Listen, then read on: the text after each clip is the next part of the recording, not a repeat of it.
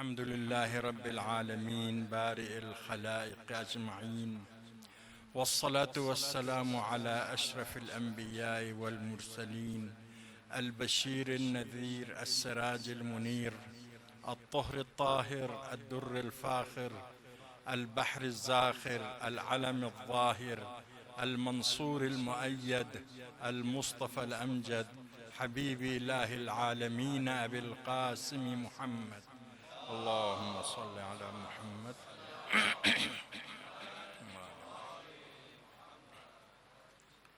وآله الطيبين الطاهرين المعصومين الذين أذهب الله عنهم الرجس وطهرهم تطهيرا. اللهم صل.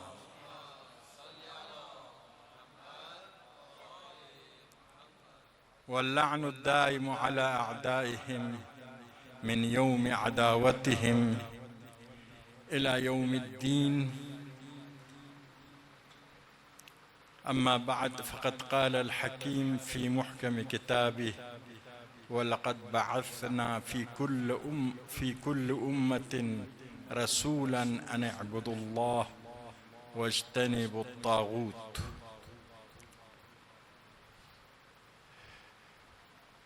مولا امام کی سیرت طیبہ، آپ کی تعلیمات میں سے چند نکات کی طرف اشارہ کرنا مد نظر تھا۔ اس آیہ شریفہ میں ارشاد ہو رہا ہے کہ ہم نے ہر امت کی طرف، ہر امت میں ایک رسول بھیجا اس پیغام کے ساتھ کہ ان اعبدوا اللہ، کہ خدا کی عبادت کرو، خدا کی اطاعت کرو، واجتنبوا الطاغوت، طاغوت سے، سرکش لوگوں سے، خدا کے نافرمانی کرنے والوں سے اجتناب کرو۔ طاغوت سے اجتناب اور خدا کی اطاعت، ہر نبی کو اس پیغام کے ساتھ خدا نے روانہ کیا ہے۔ اسلام کا کلمہ بھی یہی ہے، لا الہ الا اللہ، سب کو ٹھکرانا ہے، سارے معبودوں کو، سارے حاکموں کو۔ بعض مفسرین بے معنی حکمران کرتے، سارے حاکموں کو، سارے معبودوں کو ٹھکراتا ہے۔ کوئی معبود نہیں ہے، کسی کے سامنے جھکنے کی ضرورت نہیں ہے۔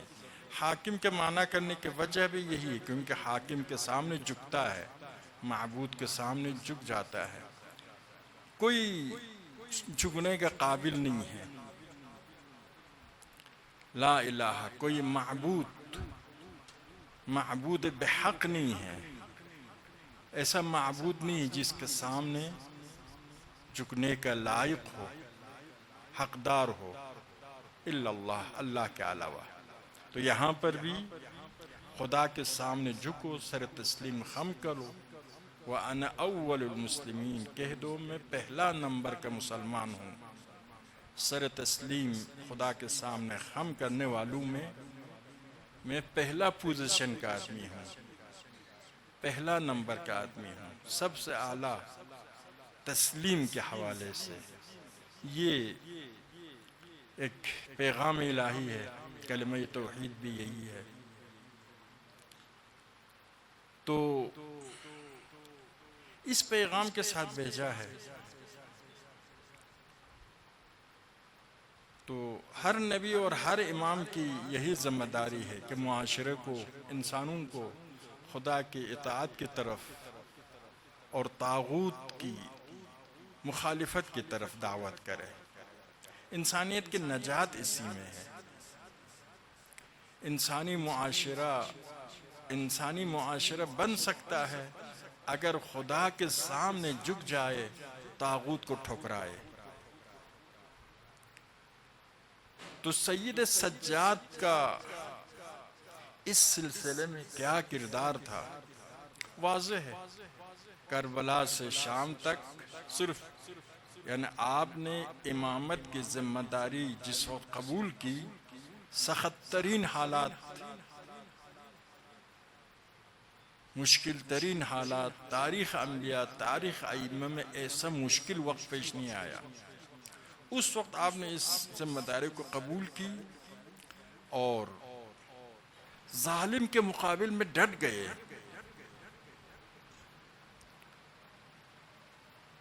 دربار یزید، دربار ابن زیاد میں ظالم کے مقابل میں ڈٹ گئے، ظالم کو ٹھکرایا، ظالم جو قتل کی دھمکی دے رہا تھا اس کا مذاق اڑایا۔ عرض کے اس سلسلے میں 3 اہم حوادث امام کے زمانے میں پیش آیا، اس کے حوالے سے امام کے موقف کیا تھا۔ جب آپ باطل کے ساتھ ٹکرانے والے ہیں، حق کی حمایت کرنے والے ہیں، آپ امام ہیں، رہبری کرنے والے ہیں، کاروان اہل حق کی، تحریک حق کی رہبری کرنے والے امام ہیں۔ امام یعنی رہبر، جس کی پیروی ہونی چاہیے۔ امت یعنی اس امام کی نقش قدم پر چلنے والے، متحرک قوم کا نام امت ہے۔ امام سے آپ استفادہ کرتے ہیں، بعض لوگ خود لفظ سے استفادہ کرتے، اما قصدہ، اما کا معنی یعنی قصد کرنا، ارادہ کرنا، آگے جانے کا قصد کرنا، لیکن خود امام سے سمجھ میں تو امت اس امام کے تابع ہے۔ جب امام آگے جاتے ہیں تو امت کو بھی آگے بڑھنا ہے، ورنہ اس امام کی امت نہیں ہے۔ تو امام نے یہاں پر یہ 3 واقعات جو پیش آیا، اس میں آپ کا موقف کیا تھا؟ ایک مدینے میں واقعہ حرہ وجود میں آیا، عاشوراء کی نسبت میں آپ کا موقف تو واضح ہے، سید شہداء کا قیام ہے، 100% حق اور حقیقت پر مبنی قیام ہے۔ خود جب مولا کو کربلا میں آپ کی سخت حالت تھی، خصوصاً روز عاشوراء آپ کی بیماری انتہائی شدید تھی، یعنی شب عاشوراء سے بھی زیادہ روز عاشوراء میں امام کی بیماری شدید تھی۔ حکمت خدا یہی تھی کہ امام کو بچانا چاہتے تھے، نسل امامت کو بچانا چاہتے تھے، امت کے لیے رہبری کو بچانا چاہتے تھے۔ لیکن ان حالات میں جب پتہ چلا خیمگاہ میں کوئی اور بچا نہیں ہے امام سے دفاع کرنے والا، تو پھپھی سے عرض کرتے ہیں، پھپھی ایک عصا لائی، ایک تلوار، تاکہ عصا پر تکیہ کروں اور تلوار کے ذریعے امام وقت سے دفاع کروں۔ اور اس کے بعد آپ کے جو اقدامات ہیں، کربلا سے کوفہ تک، کوفہ سے شام تک، شام سے مدینہ تک۔ لیکن واقعہ حرہ جو بعد میں پیش آیا، یہ جو کچھ دشمنان اہل بیت ہے، ناصبی ہے، بعض اوقات کہتے ہیں اصحاب اور تابعین خاموش تھے، اس کا مطلب یہ ہے کہ یزید کی حکومت صحیح تھی۔ واقعہ حرہ کس کے واقعہ ہے؟ کس نے انقلاب کیا؟ واقعہ حرہ میں اصحاب اور تابعین کا انقلاب تھا، یزید کی حکومت کے خلاف۔ یزید ان کو خوش کرنے کے لیے عرض کیا، حکمران کچھ کھلا پلا کر، مال و دولت دے کر، حکومت دے کر، لالچ دے کر لوگوں کو اپنی طرف جذب کرتا ہے۔ عمر سعد کو رئی کی حکومت دی۔ امام کا ایک شاگرد ہے، عالم اسلام کے بہت بڑے نام کے عالم ہے، زہری، اس کو بہت کچھ دیتے تھے۔ امام نے اس کو فرمایا، وہی بنی امیہ تم سے تمہارے دین اور تمہارے آخرت کو چھین رہے ہیں، تمہیں ان سے کیا ملتا ہے؟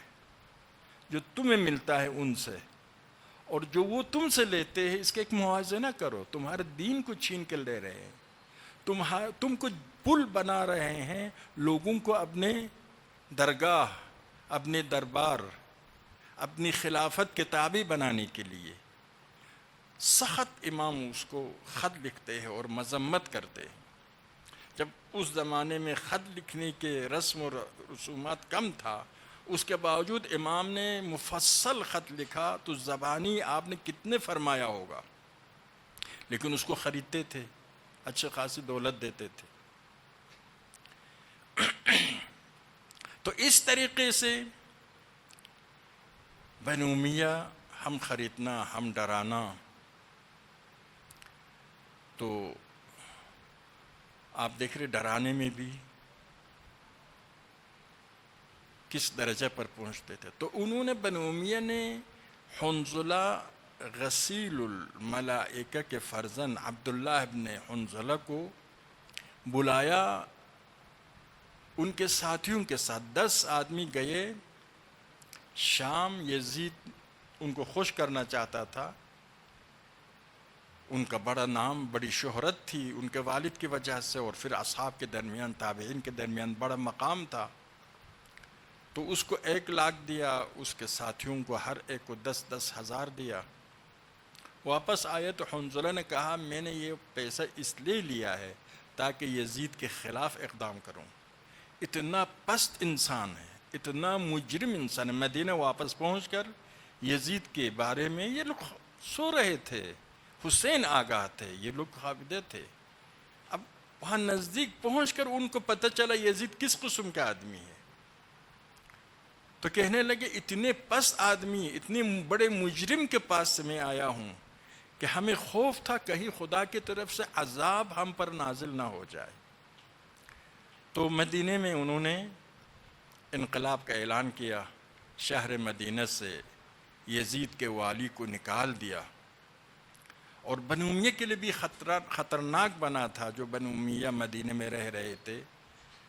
تو مروان نے امام سے درخواست کی بنو امیہ کے خواتین کی ذمہ داری آپ سنبھالیں، ان کو آپ اپنے گھر میں جگہ دے دے۔ دیکھو امام کون ہے؟ بنو امیہ وہی لوگ جنہوں نے آل محمد کو اسیر کیا، ہر قسم کے ظلم کیا، لیکن امام نے 400 بنو امیہ کے عورتیں اور بچوں کو اپنے دولت سرا میں جگہ دی۔ مروان کی بیٹیاں کہتی ہے جتنا امام نے ہم سے محبت کی اتنی محبت ہم نے اپنے والد سے کبھی نہیں دیکھا۔ تو اس انقلاب میں آپ جانتے ہیں یزید نے لشکر بھیجا، اور لشکر سے کہا تھا کہ مدینے میں قتل عام کر، 3 دن تک تمہارے لیے جائز ہے، مباح ہے، جو کچھ کرنا چاہتے ہو کرو۔ مورخین لکھتے ہیں، یہ شیعہ تاریخ نہیں ہے، مسلمانوں کی تاریخ ہے، لکھتے ہیں کہ 10,000، بعض روایات 10,000، لیکن جس کو اکثر مورخین بیان کرتے ہوئے یہ کہ 1,000 ناجائز اولاد دنیا میں آ گئی۔ پورا مدینہ کو جائز قرار دیا تھا یزید نے اپنے لشکر کے لیے، اور پھر سارے مدینہ والے تسلیم ہو گئے۔ جنگ کے دوران تو عرض کیا پیغمبر کے مسجد کے ستونوں کے خون آیا، مسجد کی بے عزتی کی، گھوڑے باندھے گئے مسجد نبوی میں، گھوڑے باندھے گئے مسجد نبوی میں، اور بیعت لی لوگوں سے۔ کس عنوان سے بیعت لی؟ کہا کہ تم یزید کا اعتراف کرو کہ میں یزید کا ذلیل غلام ہوں، ذلیل بندہ ہوں، میں یزید کا عبد ذلیل ہوں۔ تو ایک بزرگان قریش میں سے تھا، اس نے کہا کہ میں بیعت کرتا ہوں یزید کی، یزید کو امیر المؤمنین اور خلیفہ مانتا ہوں، لیکن خدا کا بندہ ہوں۔ اس کو سر تن سے جدا کر دیا، خدا کے بندہ ہونا قبول نہیں، مشرکانہ بیعت لے لی لوگوں سے۔ اور ظاہر یزید نے جو واقعہ پیش آیا تھا کربلا کا، اور اس نے دیکھا تو امت میں امام کا کیا مقام ہے، اور مجبوراً سیاسی توبہ کرنے پر مجبور بھی ہو گیا تھا شام میں، اپنی بدنامی اور رسوائی کو دیکھ کر۔ تو اس نے کہا تھا کہ سید سجاد کے لیے کچھ نہیں کہنا، اسی لیے سید سجاد محفوظ رہے، باقی لوگوں سے بیعت لی کہ میں یزید کا عبد ذلیل ہوں۔ اب اس انقلاب میں امام نے حصہ نہیں لیا، اس کی وجہ، ایک وجہ یہی عاشوراء کو تکمیل کرنا امام کا کام تھا۔ یعنی ایک یہ ہے کہ شہداء کے امام حسین تھے، اسرا کے امام سید سجاد تھے، پائے تکمیل تک پہنچانا ہے۔ پھر عاشوراء کو رہتی دنیا تک انقلاب مہدی کے لیے عاشوراء لشکرگاہ ہے، درسگاہ ہے۔ رہتی دنیا تک کے لیے عاشوراء کو پوری امت کی تربیت کے لیے، تاریخ کی یزیدیت کے ساتھ مقابلے کے لیے عاشوراء کو زندہ رکھنا تھا۔ عاشوراء میں تحریف آ سکتا تھا۔ مصائب عاشوراء میں اس وقت بھی کہا خارجی لوگ ہیں، تحریف کرنے کی کوشش کی کہ کربلا میں آنے والے خارجی تھے۔ اب بھی کچھ ناصبی تاریخ میں کچھ مشہور شخصیات ہیں، میں نام لینا نہیں چاہتا ہوں، اس ملک میں ان کے کچھ ماننے والے ہیں، کہتے ہیں کہ نہ اسیر ہوئے، نہ یزید نے قتل کیا، نہ اہل بیت اسیر ہوئے، نہ یزید نے قتل کو حکم دیا، کچھ بھی نہیں ہوا۔ تو کربلا کو تحریف کر سکتے تھے، تو امام نے کربلا کے تمام واقعات کو خالص شکل میں پیش کرنا اور کربلا کے اہداف مقاصد کو بھی خالص شکل میں پیش کرنا۔ بعض اوقات اہداف و مقاصد کو ضائع کرتا ہے۔ ہمارے کچھ لوگ کیا کہتے ہیں، حسین کا کوئی مقصد نہیں تھا، شہید ہو کر خدا کے پاس مقرب ہونا تھا یا شفاعت کرنا تھا۔ اس شہید ہو کر مقرب ہونا سے یہی ہدف تو باقی ائمہ کیوں شہید نہیں ہوئے؟ باقی ائمہ نہیں چاہتے تھے،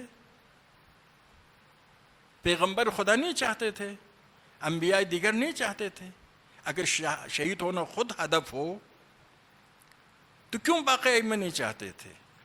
یہ در حقیقت تحریف کرنا ہے مقصد حسین کو۔ مقصد حسین میں تحریف آ سکتی تھی۔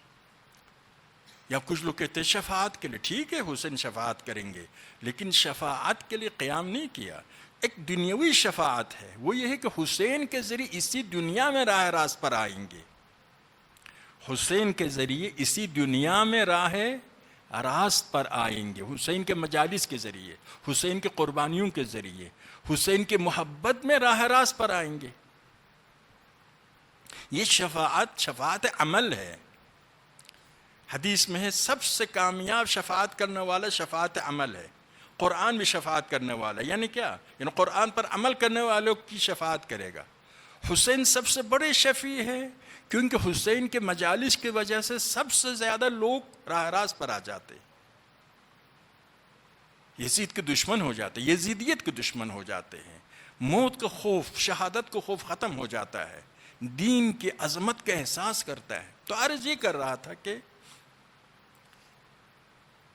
امام اسی کربلا کے حوالے سے کربلا کی عاشوراء کی حفاظت کرنا، تحریف سے بچانا، ہم عاشوراء کے حوادث اور مصائب اور مشکلات اور غم اور ظلم و ستم کو، اس میں تحریف آ سکتی تھی۔ دوسرا مقصد حسین میں تحریف آ سکتی تھی۔ امام نے جب طلحہ ابن ابراہیم نے یا ابراہیم ابن طلحہ نے پوچھا امام سے کہ آپ جیت گئے، یزید جیت گیا، وہ سمجھ رہا تھا، ظاہر ہے ہر دنیا پرست انسان کی یہی خیال ہے، ہر تنگ نظر انسان کی یہی خیال ہے کہ امام شرمندہ ہو جائے گا، کوئی جواب امام کے پاس نہیں ہوگا۔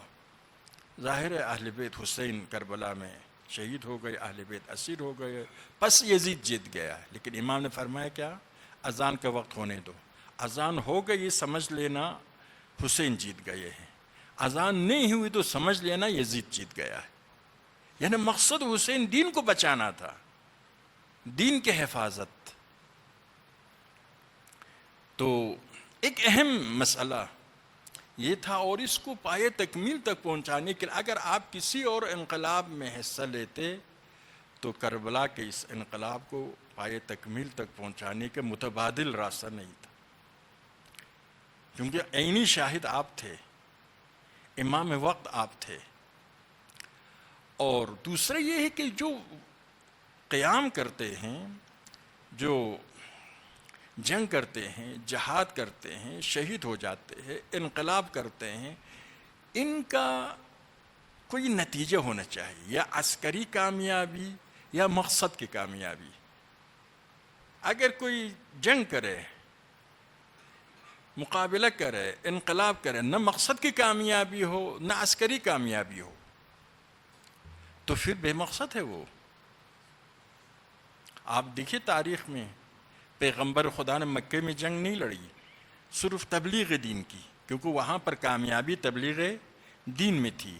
مدینے میں پہنچے، تعداد بڑھ گئی، مسلمانوں کی طاقت میں اضافہ ہوا، تو وہاں عسکری کامیابی کا امکان تھا، مدینے میں جنگ لڑی۔ مولا امیر المؤمنین نے 25 سال جنگ نہیں لڑی۔ آپ خود فرماتے ہیں پیغمبر کی وفات کے بعد کیا حالات تھے؟ ایک طرف روم کی حکومت تھی، مسلمانوں کو نابود کرنا چاہتے، دوسری طرف ایران مسلمانوں کو نابود کرنا، دو سپر طاقتیں تھیں، دونوں مسلمانوں کو نابود کرنا چاہتے تھے۔ تیسری طرف مسلمان تمام شہروں میں منافقین کی کثرت تھی، خود مدینے میں باہر بھی منافقین تھے، وہ اسلام کو نابود کرنا چاہتے تھے، اور پورا عالم اسلام میں جو مسلمان ہو گئے تھے علاقے، بغاوت کا علم بلند ہوا، ارتداد کے سلسلے شروع ہو گیا، بغاوت کا علم بلند ہوا۔ ایسی حالات میں اگر خود مولا فرماتے ہیں اگر مدینے میں ہم جنگ کرتے ہیں تو اسلام کا وجود خطرے میں پڑ سکتا تھا۔ اس وقت کی جنگ نہ اسلام کے عسکری کامیابی کا امکان تھا نہ مقصد کی کامیابی کا امکان تھا، کیونکہ صرف مدینہ باقی تھا۔ اس میں اگر خلافت کے لیے جنگ ہو جاتی، خانہ جنگی کے نتیجے میں سب کو شہید ہونا تھا۔ علی علیہ السلام نے جناب سیدہ سے ہی فرمایا، میں آپ کا حق واپس لا سکتا ہوں، آپ کے حق کے لیے شہر کی گلیوں کو خون کے ندیوں میں میں تبدیل کر سکتا ہوں، لیکن آپ پھر اپنے والد کے نام نہیں سن سکے گی۔ اس کا مطلب کیا؟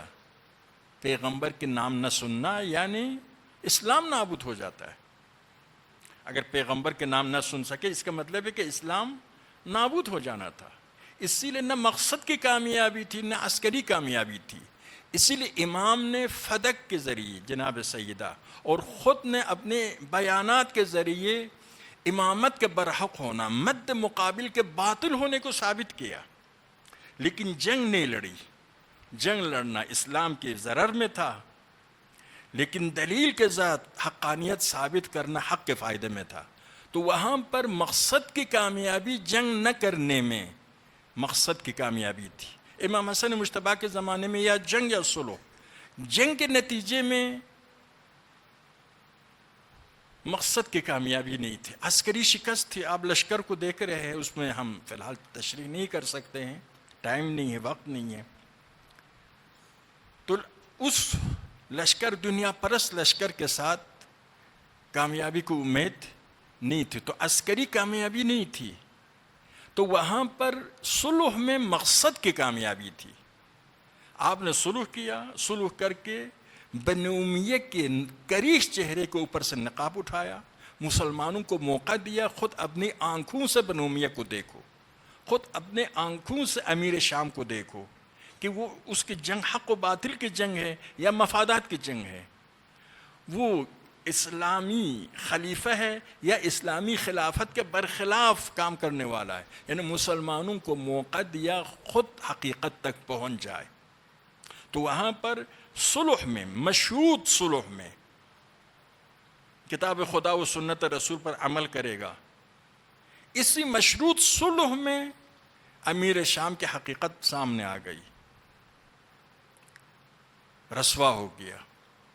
لیکن جنگ میں یہی امکان تھا کہ وہ امام حسن مجتبیٰ، حسین سید الشہداء کو اسیر کرے، پھر عزت و احترام کے ساتھ آزاد کرے، نیک نامی بھی حاصل کرے، کیونکہ پیغمبر نے فتح مکہ کے دن بنو امیہ کو طبق قانون اسلام بنو امیہ اسیر ہو گئے تھے، پیغمبر کے غلام بن گئے تھے۔ پیغمبر نے فرمایا اذهبوا انتم الطلقاء، چلے جاؤ، میں نے تم سب کو آزاد کیا۔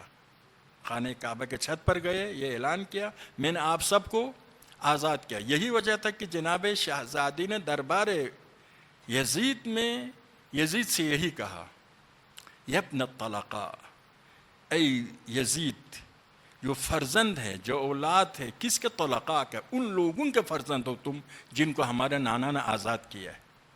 تو وہ چاہتا تھا کہ پیغمبر کے آزاد کردہ غلام ہونا یعنی ہم کو پیغمبر نے آزاد کیا، یہ اپنے لیے گالی سمجھتا تھا، چاہتا تھا کہ حسنین کو اسیر کرے پھر آزاد کرے تاکہ پیغمبر کے ساتھ برابری کر سکا ہو، اور پھر زہر کے ذریعے شہید کرنے کا طریقہ اس کا رائج طریقہ تھا۔ تو اور کربلا میں کامیابی تھی کہ عسکری کامیابی نہیں، امام حسین مکے سے آتے ہوئے فرمایا جو ہمارے کاروان میں شامل ہو جائے گا وہ شہید ہو جائے گا، جو کاروان میں شامل نہیں ہوگا وہ فتح و کامیابی کے ساتھ ہمکنار بھی نہیں ہوگا، یعنی شہید ہونے والے تھے اور کامیاب ہونے والے تھے، بس یہ ایک مقصد کی کامیابی تھی۔ سید سجاد نے ابراہیم بن طلحہ سے ہی فرمایا مقصد میں ہم کامیاب، اگر اذان ہو رہی اس کا مطلب یہ ہے کہ مقصد میں ہم کامیاب۔ جناب شہزادی نے دربار یزید میں یزید سے ہی فرمایا کد کیدک وسع سعیک فواللہ لا تمحو ذکرنا ولا تمیت وحینا، جتنا کر سکتے ہو کرو، نہ ہماری یاد کو ختم کر سکتے ہو جو ہم محافظ دین ہے، اور نہ ہماری وحی یعنی اسلام جو ہمارے نانا نے لایا ہے اس کو ختم کر سکتے ہو، نہ اسلام کو ختم کر سکتے ہو، نہ اہل بیت جو محافظ اسلام ان کو ختم کر سکتے ہو۔ ان کا ہدف یہی تھا۔ تو اسی لیے یا مقصد کی کامیابی یا عسکری کامیابی یا ظاہری کامیابی یا باطنی کامیابی، اگر کوئی کامیابی نہیں ہے، نہ شہادت کا حکم ہے شریعت میں، نہ جہاد کا حکم ہے، جہاد بھی وہاں پر کرنا ہے کہ کامیابی کے امکان ہو، کوئی امکان نہ ہو جہاد کا حکم نہیں۔ امر معروف میں بھی کیا ہے، اگر اس کے اثر کرنے کا امکان ہو، اگر اثر نہیں کرنا ہے تو کوئی واجب نہیں ہے۔ ایک درود پڑھیے محمد آل محمد۔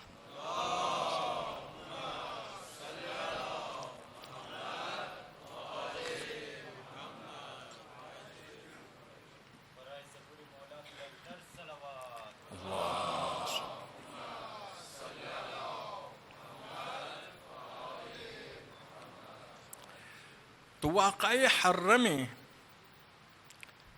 لیکن تاریخ اسلام میں عجیب ہوتا ہے، یعنی ہم کچھ جو ناصبی ہے پتہ چلتا ہے یہ لوگ بالکل مسلمان نہیں ہیں، ورنہ جو جنایت جو جرم یزید نے انجام دیا ہے تاریخ اسلام میں، تاریخ ادیان میں ایسی مثال نہیں ملتی۔ عرض کیا یزید اقتدار پر آیا، سال اول میں آل پیغمبر کا قتل عام کیا اور ناموس رسالت کو اسیر کیا۔ دوسرے سال میں مدینے میں اصحاب پیغمبر، تابعین اور مسجد نبوی کے ساتھ جتنا ظلم کرنا ممکن تھا ظلم کیا۔ تیسرے سال میں خانہ کعبہ کو آگ لگا دی۔ اسلام کے مقدسات میں سے کیا بچا؟ مکمل انتقام لیا، مکمل انتقام لیا۔ جب سقیفے میں کسی نے کسی انصاری سے پوچھا آپ کیوں اتنی مخالفت کرتے، کہتے ہمیں خوف یہی ہے کہ خلافت ان لوگوں کے پاس جائے گی، یہ خلافت ان لوگوں کے پاس جائے گی ایک دن کہ جن کو ہم نے مسلمان بنانے کے لیے جن کا آبا و اجداد کو ہم نے قتل کیا ہے۔ اب انہوں نے سب سے انتقام لیا، سب سے انتقام لیا۔ اب ایسے یزید کی تعریف کرتے ہیں، ایسے یزید کی حمایت کرتے ہیں۔ آپ ان لوگوں کو نہ صرف مسلمان نہیں سمجھ سکتے، انسان بھی نہیں سمجھ سکتے۔ تو عرض یہ ہے، تو اس قیام میں اگرچہ قیام کرنے والوں نے یزید کی برائی کے خلاف قیام کیا، لیکن انہوں نے نہ امام سے مشورہ لیا، نہ امام سے مشورہ لیا۔ امام مدینے میں ہونے کے باوجود یہ ان کی کمزوری تھی۔ مثبت چیزیں بھی منفی چیزیں بھی، یزید کے خلاف قیام کرنا مثبت چیز، لیکن امام سے مشورہ نہ لینا اور کوئی بھی نتیجہ نہ ملنا، نہ عسکری نہ مقصد کی۔ اور اس کے علاوہ عرض کیا کہ امام چاہتے تھے، آپ نے دیکھا کہ سارے رہبران نے قیام کا قتل عام کیا، اصحاب و تابعین کا قتل عام کیا، پھر کربلا کے، عاشوراء کے، قیام حسینی کے اس پیغام پہنچانے کے لیے خدا نخواستہ امام باقی نہیں رہ سکتے تھے۔ اہم چیز وہ تھی، قیام کربلا کے برابر کوئی اور چیز نہیں ہے اسلامی تاریخ میں، ادیان کے تاریخ میں، بشریت کی تاریخ میں کربلا کے قیام کے برابر کوئی اور چیز نہیں ہے، اس کی حفاظت کرنا ہے۔ اسی لیے شاید امام نے اسی لیے اس میں حصہ نہیں لیا، اور خود وہ لوگ بھی امام سے کوئی مدد طلب نہیں کی، امام سے مشورہ تک نہیں لیا، لیکن ان کا یزید کے خلاف قیام کرنا مثبت عمل ہے، اس میں کوئی شک نہیں ہے، اگرچہ کوئی نتیجہ نہیں ملا۔ اور دوسرا یہ ہے کہ توابین کا قیام، کوفہ میں شیعیان علی نے قیام کیا، بہت زبردست قیام، آخر میں جدا ہوتے ہوتے 2000 باقی رہا، 2000 نے جنگ لڑی لشکر یزید کے ساتھ جو 10,000 پر مشتمل تھے، کیونکہ یہ لوگ مرنا چاہتے تھے۔ کربلا گئے تھے، حرم امام حسین میں غسل کیا، توبہ کیا کہ مولا ہم نے غلطی کی، ہم نے بے وفائی کی، اور خدا کے درگاہ سے معافی مانگی، حسین سے معافی مانگی، اور چلے گئے جنگ کے لیے۔ آخری آدمی تک شہید ہوا۔ اس کے فوائد بھی بہت ہے۔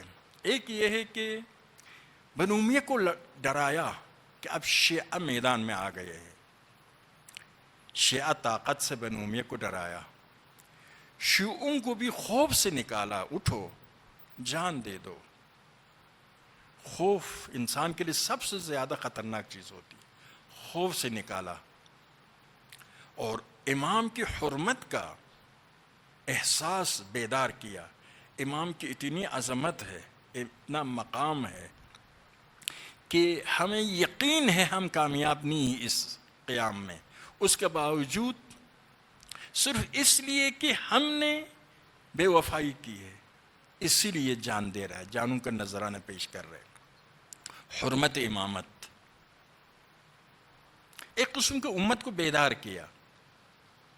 ایک کاش یہ لوگ عاشور کے دن ہوتے تو آپ جانتے 2000 نفری اگر عاشور کے دن ہوتے، شاید ہم بشری معلومات کی روشنی میں بات کرتے ہیں، علم غیب تو نہیں ہے، شاید کربلا کی جنگ میں بنو امیہ ختم ہو جاتے۔ بنو امیہ چاہتے تھے کہ جلدی سے جلدی یہ جنگ ہو جائے اور حسین شہید ہو جائے۔ 72 تھے، جن میں سے ایک شہزادہ علی اصغر 6 ماہ بچہ۔ ان کو خوف یہی تھا، جنگ جتنی طولانی ہوگی اتنا ہی عالم اسلام کے اطراف و اکناف سے لوگ آئیں گے۔ میں آپ کو مثال دیتا ہوں، شیعوں کا مرکز کوفہ میں کم از کم مؤرخین کہتے 25% ہم جیسے اعتقادی شیعہ ہے، لیکن باقی 90% تک عام مسلمان تھے جو محب اہل بیت تھے، اور اہل بیت کو لائق خلافت سمجھتے تھے، اہل بیت کے مقابل میں کسی اور کے خلافت کے شائستہ نہیں سمجھتے تھے۔ وہ سیاسی شیعہ تھے، سیاسی شیعہ کہلاتے ہیں، ہم جیسے اعتقادی شیعہ نہیں تھے۔ یہ بعض لوگوں کو غلط فہمی ہوتی ہے کہ شیعوں نے قتل کیا۔ ان کے باتوں کو سنیں، ان کی تقریروں کو دیکھیں، ان کے خطابات کو دیکھیں، پتہ چلے گا کہ وہ محب اہل بیت تھے، اہل بیت کو خلافت کے شائستہ سمجھتے تھے، اس بنا پر ان کو شیعہ کہتے تھے، لیکن ہم جیسے اعتقادی شیعہ نہیں تھے۔ لیکن بہرحال کوفہ میں فرزدق نے یہی کہا نا، سب کے دل آپ کے ساتھ ہے، تلوار آپ کے برخلاف ہے۔ کم از کم کوفہ کے 90% ایسے تھے۔ اور بصرہ، جہاں پر بصرہ جنگ جمل کی وجہ سے علی کے دشمن زیادہ اس شہر میں تھا، معروف شہر تھا۔ کوفہ علوی ہے، بصرہ عثمانی ہے، معروف شہر تھا اس حوالے سے تاریخ میں۔ اس کے باوجود بصرہ کے چند قبائل نے مل کر 30,000 سے زیادہ لشکر تیار ہو رہا تھا بصرہ سے امام کی مدد کے لیے آنے کے لیے۔ پھر عالم اسلام کے دوسرے شہروں تک خبر جاتی تو آپ دیکھ رہے ہیں، اس لیے امام کے قاصد جب پہنچ گیا تو اس کو ابن زیاد نے مہلت ہی نہیں دی، شہید کی، تاکہ پیغام نہ پہنچ جائے کسی تک۔ تو بصرہ سے ایک آدمی جو بصرہ کے اس لشکر میں تھا، اس نے یہ احساس کیا کہ پورا قبیلہ تیار ہو کر آنے تک ممکن امام شہید ہو جائے، اسی لیے خود بھاگتا ہوا آیا کربلا، پہنچا اس وقت پہنچا جب امام شہید ہو چکے تھے اور دشمن خیمگاہ کی طرف حملہ کر رہا تھا، تو آ کے دفاع کے خیمگاہ کے مقابل میں اور شہید ہو گیا۔ تو عرض یہ کر رہا تھا کہ یہ جو تابعین کا قیم، یہ 2000 اگر کربلا میں ہوتے جنگ کا نقشہ بدل چکا ہوتا۔ بر وقت اقدام بہت ہی مؤثر ہوتا ہے، دیر اقدام کا اثر بہت کم ہوتا ہے، اگرچہ ان کا کام قابل قدر ہے۔ لیکن دوسرا مختار تھے، آپ سن رہے ہیں مختار پر اعتراض کرتے، تابعین پر اعتراض نہیں کرتے ہیں۔ کچھ لوگ کہتے مختار نے امام سے اجازت نہیں لی تھی۔ مجھے بتاؤ تابعین نے کب اجازت لی تھی؟ تابعین بھی امامت کے معتقد تھے، مختار بھی امامت کے معتقد تھے۔ اگر حکومت ہاتھ میں آ جاتی امام کے خدمت میں پیش کرنے والے تھے۔ تابعین پر اعتراض نہیں ہوتا، مختار پر اعتراض ہوتا ہے۔ اس فرق کے کیا جواب دیں گے؟ فرق یہی نہ، تابعین کامیاب نہیں ہوئے، شہید ہو گئے، تو کوئی ان پر اعتراض نہیں کرتا ہے۔ مختار کامیاب ہوا، اس لیے بنو امیہ اور آل زبیر اور دشمنوں نے یہ بات بنائی کہ یہ آپ کہتے مختار نے اپنے امام سے اجازت نہیں لی ہے۔ لیکن ابھی بھی کچھ لوگ یہ کہتے ہیں، جب کہ آپ دیکھتے ہیں، میں آپ کی خدمت میں عرض کرتا ہوں کہ بعض علماء نے اس پر گفتگو کی ہے جناب تابعین کے توابین کے قیام کے حوالے سے، کہ مولا سید سجاد کی مثال امام زمانہ کی مثال، یعنی امام زمانہ کے دور میں ابھی امام ہے، لیکن اگر کوئی حکومت اسلامی کے لیے قیام کرے، اس کی دلیل کیا ہے، جواز کیا ہے؟ قرآن اور سنت، قرآن و سنت کی دلائل کی روشنی میں قیام کرتا ہے۔ اسی طرح سے امام سید سجاد اس وقت حفظ عاشوراء کے لیے سیاسی قیاموں میں حصہ نہیں لیتے تھے، اسی لیے آپ اس سلسلے میں کوئی بات کرنے کے لیے تیار نہیں تھے۔ اسی لیے قرآن و سنت کے دلائل کے روشنی میں توابین نے بھی قیام کیا، اور اسی کے روشنی میں مختار نے بھی قیام کیا۔ ابھی بھی ہمارے سارے اقدامات قرآن و سنت کی روشنی میں۔ البتہ امام کے زمانے میں خود امام تھے، لیکن امام اس سلسلے میں خاموش تھے، حفظ عاشوراء کے لیے، اہم کو بچانے کے لیے آپ خاموش تھے۔ تو اب مختار کے حوالے سے یہ کیوں اتنا حملہ ہوتا ہے؟ ایک یہ ہے کہ شیعوں کے پاس معصومین کے علاوہ شیعوں کے پاس کامیابی کے واقعہ مختار کا واقعہ ہے۔ شیعہ مختار کے واقعہ پڑھ کر سن کر خوش ہو جاتے ہیں، امیدوار ہو جاتے ہیں۔ تو شیعوں سے امید کی اس داستان کو چھیننا چاہتے ہیں کہ آپ کا مقدر شکست ہے۔ لیکن کچھ دنیا بھر کی قومیں افسانوی ہیرو بناتے ہیں، افسانوی شخصیت بناتے ہیں، تاکہ اپنے قوم کے بچوں کو، جوانوں کو جرأت دے سکے، امیدوار بنا سکے، پر امید بنا سکے، جرأت دے سکے، شجاعت دے سکے، اقدام کے لیے مواقع فراہم کر سکے۔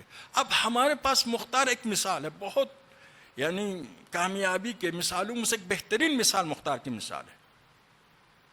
مجھے تعجب ہوتا ہے، ایک بہت بڑا عالم، یعنی دوسروں کے پروپیگنڈے کی زد میں آ جاتا ہے۔ میرا مقصد یہ ہے، اموی اور دشمنان اہل بیت کے پروپیگنڈے کی زد میں آ جاتے ہیں۔ 200-300 سال پرانا ایک عالم، میں نام نہیں لیتا ہوں، معروف ہے، کتابیں اس کے موجود ہیں، کہتے دنیا کے سب سے بڑے جابر، ستمگر، قاتل، ہلاکو، چنگیز، مختار۔ عجیب و غریب ہے، ہلاکو نے تو ہزاروں کا قتل عام کیا، چنگیز نے بھی ہزاروں کا، لاکھوں کا، یعنی انہوں نے قتل عام کیا۔ آپ جانتے ہیں ہلاکو نے بغداد میں اتنا قتل کیا کہ دریا کا پانی بند ہو گیا، دریا کا پانی بند ہو گیا لاشوں کی وجہ سے۔ اب مختار نے کس کو قتل کیا؟ انصاف کر، یہ تو تاریخ میں صاف نظر آتا ہے، مختار نے کس کو قتل کیا؟ دشمن، شیعہ سنی سب، دشمن دوست سب سے پوچھے، پوری تاریخ سے پوچھے، مختار نے قاتلان کربلا کو قتل کیا ہے، قاتلان کربلا کو قتل کیا، وہ قتل کے مستحق بھی تھے، مجرم تھے، سب سے بڑے مجرم تھے۔ اب اس مختار پر حملہ کی تھی، دعوی نبوت کی، اس کا ایک جاسوس تھا، اس کا نام جبریل تھا، اس کے لیے خبریں لاتا تھا۔ اب اسی کو بہانہ بنا کر کہا کہ یہ دعوی نبوت کرتا تھا۔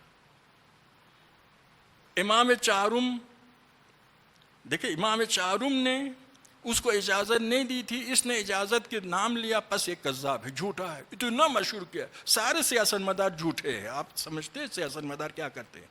جھوٹ ان کی زندگی کا کھانا ہے، پینا ہے، بچھونا ہے، یہی جھوٹ۔ اب مختار کو ایسا کوئی گویا تاریخ میں واحد جھوٹا شخصیت، اب وہ بھی کس لیے؟ یہ کہنے کے لیے کہ امام کی طرف سے اس کو اجازت نہیں ہے۔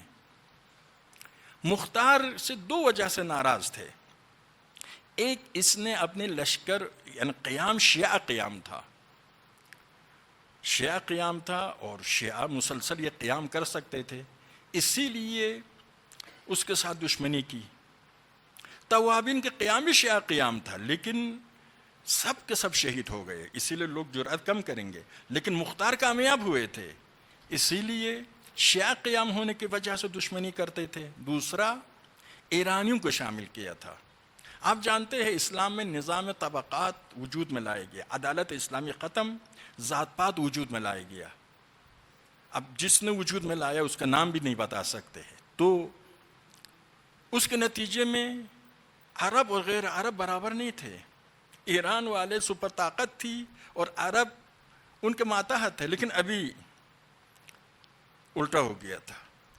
تو یعنی ایک عرب جا رہا ہو سامان لے کر، اچانک راستے میں ایرانی نظر آئے تو پھینک دیتا تھا اس کی طرف، وہ مجبور تھا اس کے سامان گھر تک پہنچائے۔ اگر کسی ایرانی کی بچی ہے، بیٹی ہے، اس کے ساتھ شادی کرنا چاہتا کوئی عرب، باپ سے نہیں پوچھتا تھا، اس محلے کے عرب آدمی سے پوچھتا تھا، اتنی تذلیل ہوتی تھی۔ اب ان کو لایا مختار نے لشکر میں اور ان کو برابر حیثیت دی۔ اور آل زبیر بھی دشمن تھے، شیعوں کے دشمن۔ اس وقت جو خلافتیں تھیں، زبیر کی خلافت تھی بصرہ اور حجاز میں اور کچھ یمن وغیرہ میں، اور آل زبیر دشمن اہل بیت، اتنا دشمن اہل بیت کہ درود منع کیا زبیر نے، عبداللہ زبیر نے پیغمبر پر درود بھیجنا منع کیا۔ تو کسی نے کہا بھئی کیوں منع کیا پیغمبر پر درود کو؟ تو کہا کہ میں جب درود بھیجتا ہوں تو کچھ لوگ گردن اٹھاتے ہیں، یعنی آل محمد جو ہے گردن اٹھاتے ہیں، فخر کرتے ہیں کہ یہ محمد کس کے ہے؟ ہمارا نانا ہے۔ یعنی اتنے دشمن آل محمد تھا یہ آدمی۔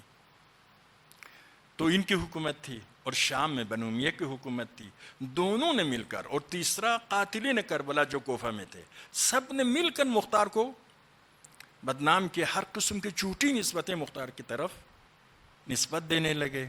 اب اس پروپیگنڈے کے زد میں ہمارے لوگ آ جاتے ہیں۔ عجیب و غریب یہ ہے۔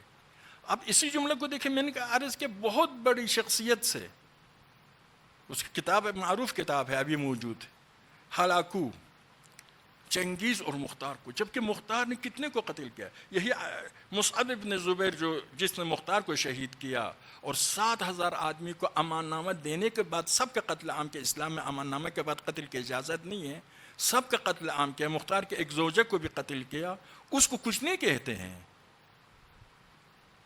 تو یہ اب مختار کے حوالے سے بڑے بڑے علماء نے مختار سے دفاع کیا۔ مختار کے مذمت میں روایتیں بھی ہیں، تعریف میں بھی روایتیں ہیں۔ آیت اللہ خوئی، البتہ میں سارے بڑے بڑے علماء کا ابھی ذکر نہیں کرتا ہوں، سب کا نام آیا ہے، محققین نے لایا ہے کہ جو مختار کو کی حمایت کرتے ہیں، صحیح سمجھتے ہیں، اور مختار کے برخلاف بات کرنے والوں کو غلط سمجھتے ہیں۔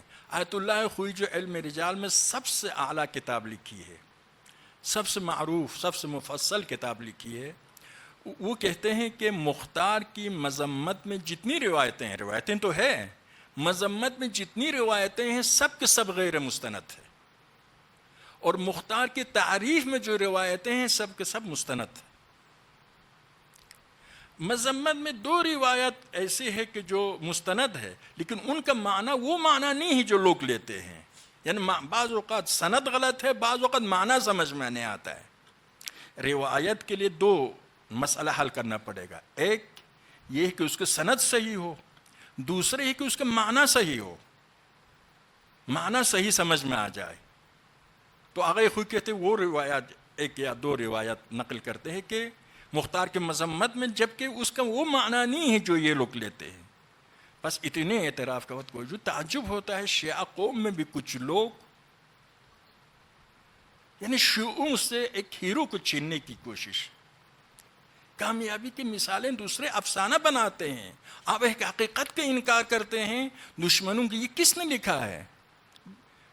یہ تاریخ کس نے لکھا ہے؟ دشمنان اہل بیت نے لکھا ہے. میں آپ کے خدمت میں عرض کرتا ہوں، ابو الفرج اصفہانی بہت بڑے مؤرخ، الاغانی کے مصنف، مقاتل الطالبین کے مصنف، یہ بنو امیہ کا تھا لیکن مشہور یہ ہے کہ محب اہل بیت تھا.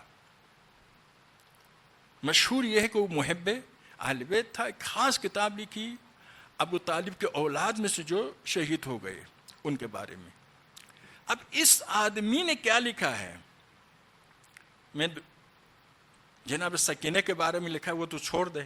مولا ابو الفضل کے بارے میں کیا لکھا ہے؟ کہتے علمدار نے اپنے بھائیوں کو پہلا میدان بھیجا تاکہ ان سب کا وارث خود بن جائے.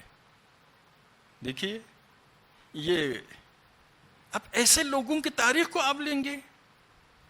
یہ محب ہونے کے مدعی بھی ہے، معروف بھی. کہتے علمدار عباس نے کربلا کے میدان میں پہلا اپنے بھائیوں کو شہادت کے لیے بھیجا تاکہ ان سب کا خود وارث بن جائے. یہ ہے بنو امیہ سے، دشمنان اہل بیت سے، جو مکتب اہل بیت کے قائل نہیں، ان سے کیا توقع رکھیں گے ہم اپنے دشمنوں کو؟ یہ علم فقہ میں بھی ہے، حقوق میں بھی ہے کہ دشمن اگر آپ مثلا ابھی بھی عدالت میں آپ کے کسی کے ساتھ جھگڑا ہے، کہتے کہ میرا 1,00,000 روپیہ اس کے گردن پر ہے، اگر وہ خود اعتراف کرے تو شاہد کی ضرورت نہیں ہے. عدالت میں حکم ہوگا یہ پیسہ تم دے دو، خود تم اعتراف کر رہے ہو. لیکن یہی آدمی اگر کہے میرے 1,00,000 اس کے گردن پر ہے تو عدالت میں کیا کہتے ہیں؟ تم گواہ لاؤ، دلیل لاؤ. ایک آدمی جب اپنے برخلاف بات کرتا ہے تو مانی جاتی ہے بات، جب دوسرے کے خلاف بات کرے نہیں مانی جاتی، دلیل کی ضرورت. ہم عالم اسلام والوں کی تاریخ کو اس لیے نقل کرتے ہیں کہ ان کی بات اپنے خلاف ہے، لیکن ہمارے کسی شخصیت کو ثابت کرنے کے لیے، ہمارے کسی حکم شرعی کو ثابت کرنے کے لیے، ہمارے کسی حادثہ کو ثابت کرنے کے لیے ان پر بالکل اعتماد نہیں کرتے ہیں. اصل اعتماد کی جواز نہیں. ان جاءکم فاسق بنبأ، اگر ایک فاسق خبر لے کر آئے فتبینوا، تم تحقیق کرو، ان تصیبوا قوما بجہالۃ، کہیں کسی قوم کو جہالت کی وجہ سے، حماقت کی وجہ سے، بیوقوفی کی وجہ سے نقصان نہ پہنچاؤ، فتصبحوا علی ما فعلتم نادمین، پھر آپ پشیمان ہو جائیں گے. یہ آیت کسی ابھی آج کل پاکستان میں تو زبان بند کر دیا گیا ہے، میرے خیال ابھی دستخط نہیں ہوا ہے اسی لیے کہہ سکتے ہیں. ولید کے بارے میں یہ آیت نازل ہوئی. یہ تمام تواریخ میں، تمام تفسیر میں ہے، سب میں ہے. ولید کے بارے میں خدا نے ان جاءکم فاسقن کہا، فاسق خبر لے کے آئے تو نہ مانو. تو آپ دیکھ رہے ہیں، اسی لیے قرآن پر بھی پابندی لگانا پڑے گا. اس جو بل منظور ہو رہا ہے اس کے مطابق قرآن پر بھی پابندی لگانا پڑے گا. اس قسم کے متعدد آیات ہے ایسی شخصیات کے خلاف جن کے خلاف بولنے کی اجازت نہیں ہے. تو عرض یہ ہے، تم یہاں پر بہت یعنی ہمارے لوگ دوسروں کی پروپیگنڈے میں آ جاتے ہیں. علم جہل سے زیادہ کیا ہے؟ انسان کے شعور اور بصیرت مؤثر ہے. اگر بصیرت نہ ہو، شعور نہ ہو تو علم کارآمد نہیں ہے. علم کارآمد نہیں ہوتا. انسان سمجھتا ہے میرے علم شاید جہال ہو، اعتبار نہیں کر سکتا ہے اپنے اوپر. ایک درود پڑھی محمد آل محمد.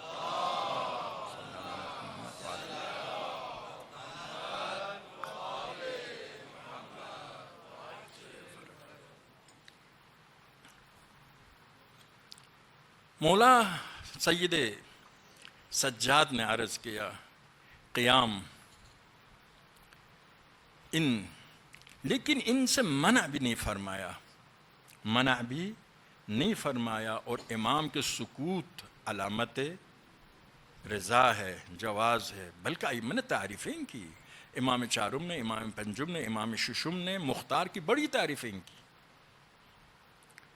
تو یہ تعریفیں مستند اور معتبر روایات میں، اور آپ جانتے کوفہ میں ان کے بارگاہ حوض علمی نجف کے سامنے موجود ہے. یہ سارے علماء کے حمایت کی علامت ہے. عرض کے سید سجاد نے باطل کے خلاف اقدامات کیا.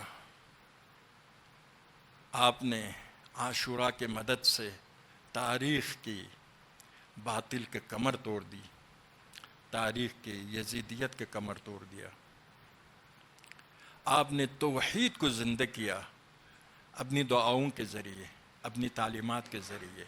آپ نے اخلاق کو زندہ کیا اپنی کردار کے ذریعے. اب یہ عرض ہوا کہ آل محمد کو اسیر کرنے والوں کی 400 ناموس کو سید سجاد نے پناہ دی، جبکہ یہ مدینہ کے انقلاب انہی کے خلاف ہوا تھا. یہ اخلاق آل محمد، یہ عظمت آل محمد. ہمیں لیکن آل محمد شہید ہو گئے، لیکن انہوں نے اقدار کو زندہ کیا، عدالت کو زندہ کیا، اخلاق کو زندہ کیا، اسلام کو زندہ کیا، روحانیت کو زندہ کیا، بندگی خدا کو زندہ کیا، فضیلتوں کو زندہ کیا. یعنی آپ تمام فضائل انسانی میں عروج کی طرف جانا چاہے، محمد و آل محمد نظر آتے. ہمیں اسی پر فخر ہے، اسی پر ناز ہے. اقتدار پر آتے چند سال کے بعد چلے جاتے ہیں، لیکن عدالت کا سرچشمہ، معنویت کا سرچشمہ، روحانیت کا سرچشمہ رہتی دنیا تک بشریت کے اوپر حکومت کر رہا ہے.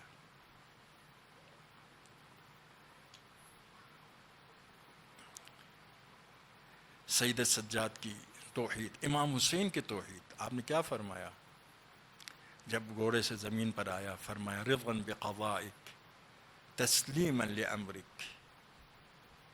خدایا میں راضی ہوں. امام معصوم فرما رہے ہیں نا، امام معصوم یعنی 100% حقیقت. البتہ ان حالات میں غیر معصوم بھی حقیقت کے علاوہ نہیں بول سکتا ہے، مصیبت کے اس شدت میں. رضا بقضائک تسلیما لامرک. یہ ہم سب کے لیے پیغام ہے. راضی ہونا، اپنا کام کرنا ہے، اپنی ذمہ داری انجام دینا ہے، پوری کوشش کرنا ہے، پھر نتیجے پر راضی ہونا ہے، خدا پر شاکی نہیں ہونا ہے. رضا بقضائک تسلیما لامرک. تیرے حکم کے سامنے سر تسلیم خم ہے. لا معبود سواک، تیرے علاوہ کوئی اور معبود نہیں ہے. شہزادی زینب کو آپ دیکھیے، تاریخ میں شاید ایسی مثال نہیں مل سکتی کہ جس وقت شہزادی پہنچی حسین کے سرانے، حسین کی پشت کے نیچے ایک ہاتھ رکھا، ایک ہاتھ گردن کے نیچے اٹھایا. خدا اس قربانی کو قبول فرما. یہ عظمت زینب ہے، معرفت خدا کے عروج کا نام ہے زینب. شہزادی زینب روز اول سے شاید انتظام الہی ہوا تھا کہ اس انقلاب میں حسین کی شریک زینب ہے. آپ جانتے ہیں کہ روایتوں میں ہے جب جناب زینب دنیا میں آئی، اہل بیت کے ہر ایک نے، یہ عام طور پر ایسا ہی ہوتا ہے، اٹھایا، گود میں اٹھایا، گود میں لیا، آنکھیں ابھی تک نہیں کھولی. جب حسین کے گود میں آ گئی آنکھیں کھولی. جب زینب پر دھوپ پڑ رہی تھی حسین کھڑے ہو گئے تاکہ دھوپ کے سامنے کھڑے ہو کر زینب کو دھوپ کی تکلیف سے بچائے. زینب کا یہی افسوس تھا، جب حسین کی لاش دھوپ میں پڑی رہی زینب یہ کام نہ کر سکی، یہ حق ادا نہ کر سکی، بے بس تھی۔ شب عاشور حسین کی تلوار تیار کر رہا تھا ابو ذر کا غلام۔ حسین نے کچھ اشعار پڑھا، ان اشعار میں اشارہ کیا، اپنی شہادت کی طرف مختصر سے اشارہ کیا۔ جب حضرت زینب نے سید سجاد روایت کر رہے ہیں، حضرت زینب نے جب یہ اشعار سنا، اتنے روئی، غش کر کے زمین پر گر پڑی۔